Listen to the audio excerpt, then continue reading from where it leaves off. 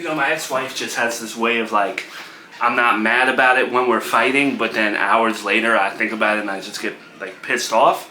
So like I was thinking about the child support thing, about how like I can't keep track of it. But you know what I bet she don't have? If she was ever asked by family court or something, I bet she didn't keep any receipts for any of the things that she spent my child support money on. She should be keeping receipts. You know, I only know you as my girlfriend's son. I don't know much about you, but from what I see, I think you like arguing with your ex-wife. I don't like arguing with her. I just told you. It's just one of those things where like, I start thinking about what she said to me and I just start fuming about it because she's just so disrespectful sometimes. You know what I mean? Just because I'm giving up my visitation rights and all that. Alright, but you have a custody hearing coming up. And all you're thinking about right now is child support and finding receipts for the child support. Don't make sense. You've seen how my mom raised me. A lot of the times when I was raised by her, our technique for dealing with stress and the things that bother us was finding something to be pissed off about. So I guess I don't want to think about the custody hearing. And even though I'm the one pursuing it, I'm kind of like distracting myself with child support crap. And I ain't no psychoanalyst, therapist, and none of that. But I think you're bottling up your emotions towards this hearing and saying goodbye to your son. And you're using this as an excuse to talk to your ex-wife because that's your comfort zone. Nah, I'm not wrong. You know, it's a valid statement that she should be keeping receipts, man. You know, that's a way to keep track of, I think you just need to admit that when you're stressed out, or whatever you're going through, you always revert back to harassing your ex-wife. Dude, it's mad soft to me. Like, this woman divorced me. This woman had a whole ass kid with another man. And I'm still willing to talk to her and hear her voice or whatever, you know? It's just, nah, I shouldn't. Tomorrow giving up custody, yeah, I'm sad about Junior, but I shouldn't be sad for any other reason. And I ain't no expert. But it's alright to feel something towards that woman. Alright, you're justified in it. You spent how many years with her? So, in times of stress, you like to hear her voice, right? I guess I feel stupid talking to you about this. You're my mother's boyfriend, and you don't respect me. It's fine. You've said a lot of other stupid crap to me before. This ain't the stupidest thing you've ever said. I understand it. You know, I've been through my own fair share of failed relationships, even with my kids. I guess when I argue with her, it brings me back to, even though it's a negative fight, it just reminds me of like when we were together. So yeah, maybe there's a part of me that like enjoys arguing with her and being mad at her because it helps me. I don't know. It's stupid. I get that. But it's probably not healthy to find comfort in arguing with your ex-wife. You know? You're at this part in your life where you gotta move on at some point. When she argues back with me, I feel like she still cares because she's still arguing back with me. And I know that's not the truth because she loves that stupid oaf that she's with and has a kid with and shares a bed with. And I don't know. I'm still standing by the receipts thing. But, you know, arguing with her, you still gotta move on. You gotta find another woman. Or look, everyone's gonna tell you, focus on you. Worry, get hobbies. Do this, do that, better yourself. You need to find someone to replace her. You need to find someone that you love more than her. I tried, man. The Chelsea, Kendra, Melissa, plenty of times.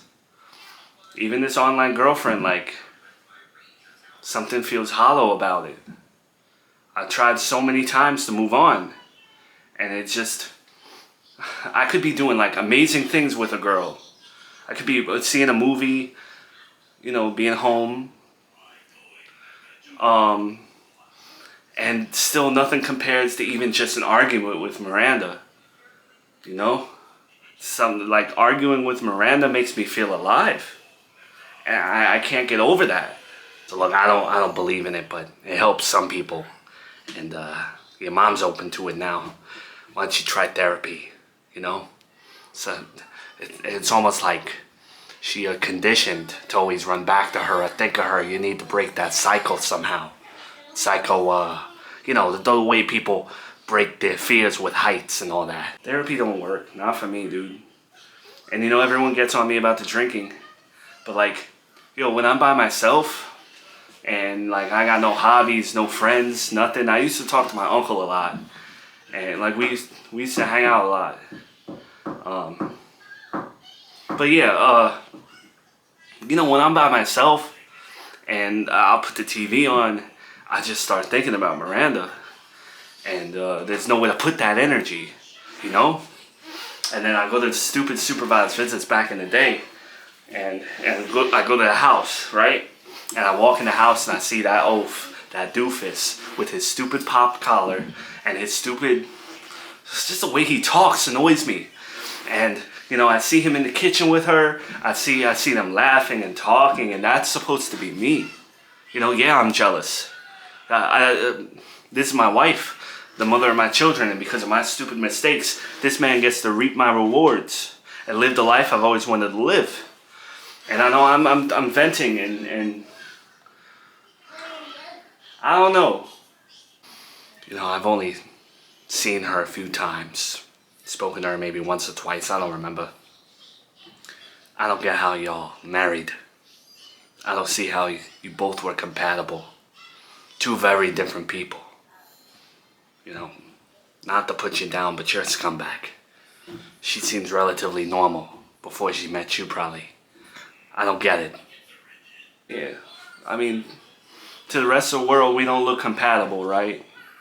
She's so different from me. And maybe that's why I like her. Because she's a good mom. She was always so driven. She's so tolerant. All the times my mom would put her through hell, she put up with it for me. And she just, the second she became a mom, just seeing her with the baby and how she just became someone else and knew what to do. And knew how to take care of him no matter what, no matter how he cried, no matter what problem he had. She was like an expert already. Like she knew this kid for 30 years already. And I was amazed. And sometimes I felt insecure that I couldn't keep up with her. And so I tried to work. And I don't know. I love my mom too. And they just always fought. And then I take it out on her because I'm stressed with the baby. And none of this is an excuse. But now like going to this hearing tomorrow and realizing like, I'm signing that baby away to her, and I'm not part of the equation anymore, and some other dude gets to play wiffle ball with him. I get it. Now I got answers for you. Yeah, do I look for reasons to talk to her, and I cause problems just to hear her voice sometimes? Yeah. It's just because I know one day she ain't gonna return my calls, and it's just gonna be a memory. And nobody that I'm with moving forward is going to be as good as the times with her. Even the bad times. Because her laugh, her intelligence, the way she takes care of things, the way like she relied on me, yet I was relying on her because she's so much stronger and smarter than I am. I just, the little twinkle in her eyes when she would laugh. And the way, like, you'd wake up in the morning and she'd be in the bathroom and she's doing her hair and stuff. And her hair's still wet. And, like, bro, every woman that I see, if that happens again, it's just, oh, that's not Miranda. All I can say to you is, you gotta move on. Because you're never gonna get back with her, alright? Once a woman divorces you, has another kid with someone, that door's closed. You and me, we have our differences. I don't care if you find happiness or not, but, you know, to hear you're struggling right now, you gotta move on. I know we're never going to be together again. And this is it.